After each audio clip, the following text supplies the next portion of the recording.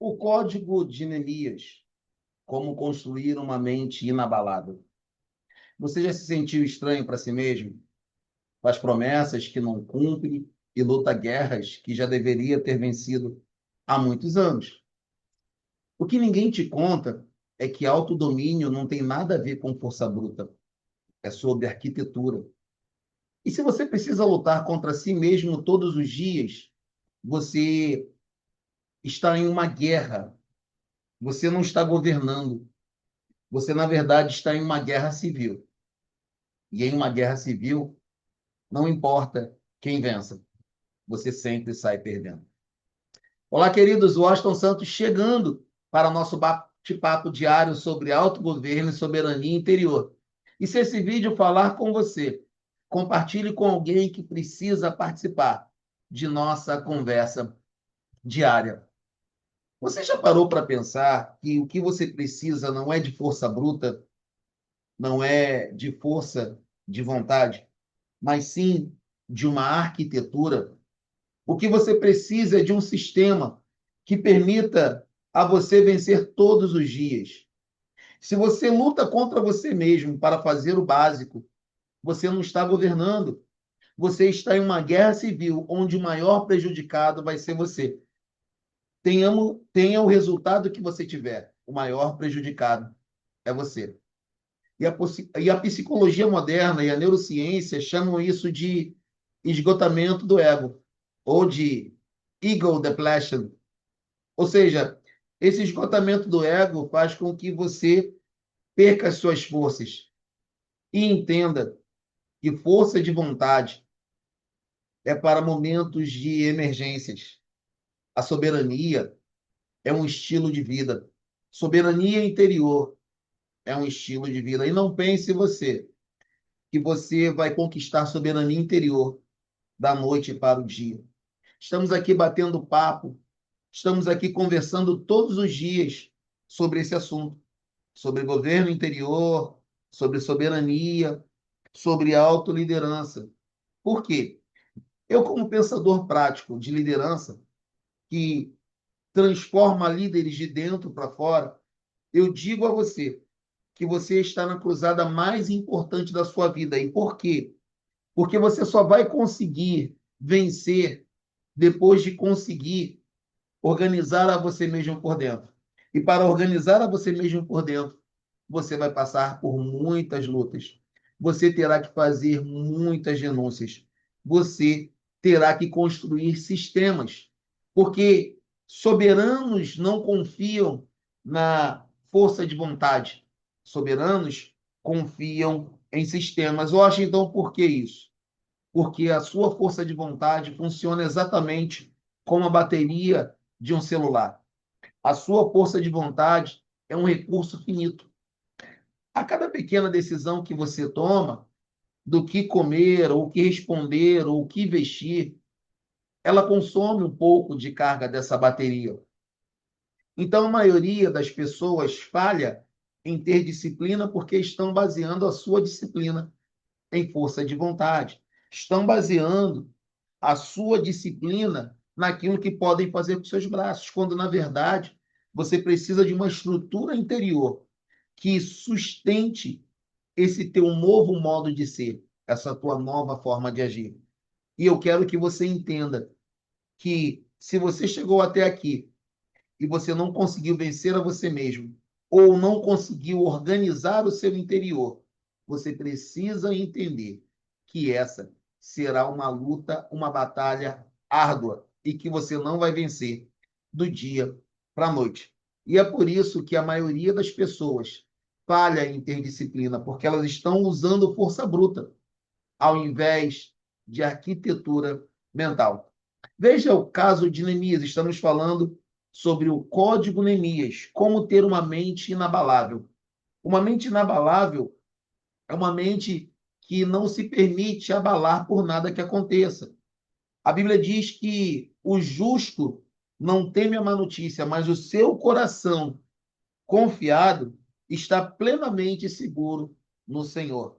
Ou seja, a tua segurança não deve estar na sua própria carne, mas deve estar em algo que está além de você, algo que não está ao alcance dos olhos.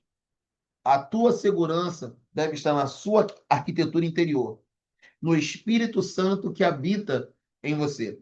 Quando Neemias recebe a notícia de seu irmão que Jerusalém estava em vergonha, que Jerusalém estava destruída, entregue à sua própria sorte, a reação de Neemias em um primeiro momento é chorar e se lamentar. Veja, a pessoa que tem soberania interior não é proibida de chorar ou lamentar. Existe a reação. Existe um primeiro momento, existe o choque da má notícia. Mas Jesus disse que basta a cada dia o seu mal. E quando ele recebe aquela má notícia, o que acontece? Ele senta e chora. Existe o momento do choro, existe o momento do luto. Você precisa passar pelo seu luto. Você precisa passar pelo momento do choro. Passe pelo tempo do luto, o tempo que você precisar. Talvez hoje você esteja passando por um momento de luto, por algo que você perdeu, por algo que ficou para trás, por um sonho desfeito ou por um projeto que naufragou. É importante você passar por este momento de luto. Muitas vezes você vai errar e você vai lamentar pelo teu erro. É um momento de luto. Quando alguma coisa não sai como você espera, é um momento de luto. Mas eu quero dizer aqui para você que você vai passar por este momento de luto, mas você não deve estar eternamente neste momento. Ao fim do seu momento de luto, você precisa buscar em seu interior respostas para resolver a situação que tanto te aflige. Se é um erro, como você vai reconstruir a sua vida depois desse erro? Se for um erro, como você vai trabalhar para não errar mais? Qual sistema você vai estabelecer na sua vida para que você não erre mais? Foi o que Neemias fez. A Bíblia nos mostra que Neemias concluiu a sua obra em 52 dias. Mas se você prestar atenção e ler com um pouquinho de atenção, você vai descobrir que Neemias passou quase 4 meses buscando respostas em oração, buscando a Deus, e ali ele saiu com um projeto pronto. Se o tempo do luto é importante, tão importante quanto isso é o tempo de planejar, de estabelecer um projeto. É o tempo de você sair com um plano completo para agir e corrigir aquele momento, aquele erro, aquela falha, ou o que quer que seja. E depois que você sai desse tempo de planejamento, você tem que colocar em prática a execução massiva. Veja, nós precisamos respeitar os tempos.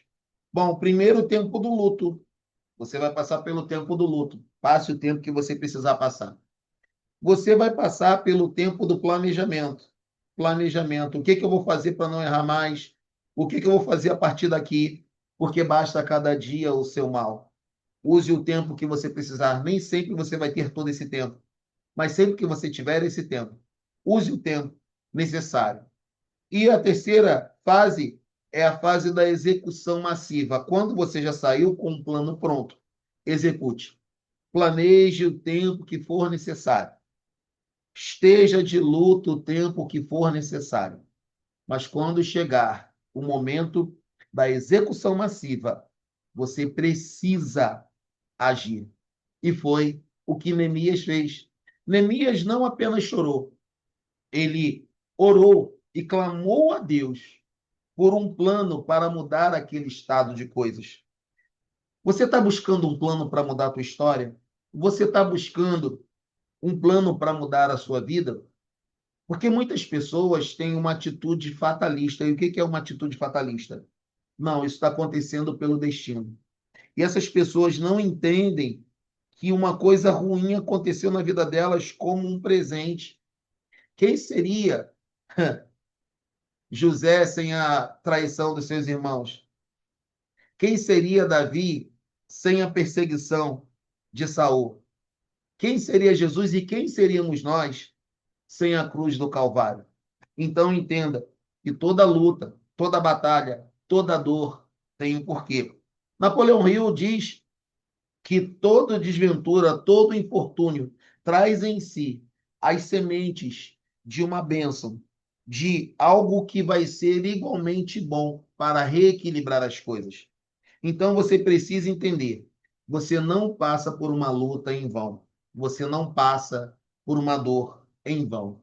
Então, deixe de lado a atitude fatalista e desesperada de que o seu destino é morrer, de que o seu destino é ser aviltado, humilhado ou coisa que o valha. Você precisa passar pelo luto, planejar e depois executar massivamente. E se eu tivesse de te dar um conselho, eu diria que você deveria gastar a mesma energia que você gasta no desespero para procurar e apresentar a si próprio uma resposta para o problema que se apresenta diante de você. Entenda, ninguém passa por um problema em que não existe uma solução. Não existem problemas sem soluções, assim como não existem perguntas sem respostas. O soberano governa o seu ambiente. Para quê? Para que o não seja automático. Ou seja, um soberano não gasta munição com quem não merece entrar em seu território. Um soberano não perde o seu tempo com quem não merece entrar no seu território. Então, entenda que a força de vontade é para emergências e a soberania é para um estilo de vida. Neemias começa um projeto, Neemias faz a ronda em Jerusalém, quando ali ele chega, e preste atenção na engenharia mental de Neemias. Neemias ficou 4 meses buscando ali a Deus, orando, se preparando. E enquanto Neemias reconstruía os muros de Jerusalém, alguns homens se levantaram, a saber, Gesem, Sambalate e Tobias. Queridos, você sabia, eu falei ontem, né, sobre os haters. Meu irmão, existem pessoas que elas não se importam se algo está quebrado. Mas se alguém se levanta para consertar, aí elas se levantam. Elas se levantam juntamente para ser uma oposição. Então, esses homens que se levantaram contra a reconstrução dos muros de Jerusalém, eles queriam distrair Ananias. E a pergunta que fica é: quem vai ser prejudicado por meio do teu sucesso? Entenda uma coisa, não é que você vai prejudicar pessoas, não. Mas apenas o fato de você estar trabalhando, estar buscando algo, vai frustrar os planos de muita gente. E muitas vezes, esses opositores dos seus planos são pessoas que serão, entre aspas, prejudicadas pelo teu sucesso. Por quê, querido? O teu sucesso denuncia o fracasso deles. A tua ação denuncia a inação deles. Eles não querem agir e não querem que ninguém haja. Então, quando Neemias começa a construir, ele é alvo de distrações e convites para debater a respeito da construção daquele muro. Veja, alguém que passa um tempo em planejamento precisa realmente debater ou explicar para alguém que está fazendo. Entenda uma coisa, querido. Você não precisa debater, nem explicar para ninguém aquilo que você está fazendo. Por quê? Porque você está fazendo uma grande obra. A grande obra que você está fazendo não permite que você desça da construção, que você desça dos muros, para discutir os seus planos. Neemias não discutiu, não se justificou. Ele simplesmente emitiu um decreto de foco. Olha, vocês estão com tempo, eu não tenho. Eu estou trabalhando e não posso parar agora. Por quê? Neemias criou uma estrutura. Neemias falou para que os seus homens, figurativamente, tapassem os seus ouvidos com cera. Ok? E ali eles não teriam mais tempo para discutir ou debater. No grande romance, A Odisseia, nós vemos que o herói Ulisses não confia na sua virtude, ele confia na sua estratégia. O autodomínio real é saber no que se apegar, é saber onde você, entre aspas, vai amarrar o seu burro. O soberano, ele não discute com a tentação, ele emite um decreto, ele mantém a distância da tentação por um decreto. Veja, você precisa, como soberano que você é, como governador da sua própria vida, emitir decretos que mantenham as tentações do dia a dia longe. Veja que no filme Gladiador, Máximos Décimos Merídios não lidera o exército apenas como estratégia militar, mas por quem ele é. Esse é o auge da autoridade. Quando Máximos diz ao meu sinal, ira e fogo, os homens o obedecem não por imposição, não pelo poder de Máximos, mas pela autoridade de Máximos, pela congruência, pela consistência, pela coerência de Máximos. Por quê? Porque eles reconhecem em Máximos uma ordem interna que precede a ordem externa. Ou seja, o autodomínio que funciona, ele não vem de fora para dentro, porque o que vem de fora para dentro são regras. E onde existe autodomínio, onde existe identidade, as regras são desnecessárias. Entenda isso. Se você tem uma identidade de governante soberano, as regras ficarão muito abaixo de você. Não que você esteja acima das regras para poder pisar nas regras ou coisa que o valha. A verdade, o que eu estou tentando te dizer aqui, é que essas regras não têm o menor poder contra você ou sobre você. Por quê? Porque a tua identidade está acima das regras. E essa é a diferença entre dizer eu estou tentando parar de procrastinar para a pessoa que diz eu não sou o tipo de pessoa que adia o que é vital. Quem faz o que gosta é criança. Homens fazem aquilo que precisam fazer. Dom Corleone, Dom Vito Corleone, no filme O Poderoso Chefão. Qualquer dia a gente vai gravar o vídeo aqui sobre a série O Poderoso Chefão. Inclusive, vai lá para a série, o filme que eu vi. Dom Vito Corleone falando e orientando, mentoreando ao seu filho Michael Corleone, diz, olha, mulheres e crianças podem ser descuidados, homens não. Então, homens fazem aquilo que é preciso. Crianças fazem aquilo que gostam. Então, quando você mudar o seu eu sou, a disciplina, a estrutura, não vai ser um peso para você. Ela vai se tornar um privilégio da sua soberania, porque a sua soberania está baseada em uma estrutura. Se eu tivesse de te dar um conselho, seria: não reaja ao mundo, não reaja às provocações, não reaja às distrações, não reaja às calúnias. Responda a partir da tua essência, a partir da sua estrutura. Então, o autodomínio que te venderam até hoje é uma tortura silenciosa. É um chicote que você usa contra você mesmo. Lembra daqueles religiosos que ficam se autoflagelando? Lembra disso? Ficam pagando penitência, chicoteando a si próprios. O autodomínio e a autodisciplina que tem te vendido hoje é esse chicote. Mas a soberania que eu te proponho é a liberdade de ser o arquiteto do seu próprio destino. Enquanto você tenta se controlar pelo medo, pela culpa, você será o carcereiro de si próprio. O governo real, não esqueça disso, só acontece quando a sua ordem interna está estruturada, tão bem estruturada que o caos externo não encontra uma cadeira para se assentar no seu interior. Ou seja, o fogo que arde dentro de você é muito maior e mais poderoso do que qualquer distração, do que qualquer calúnia, injúria ou difamação. O que que você tem no teu interior? O que está aqui dentro?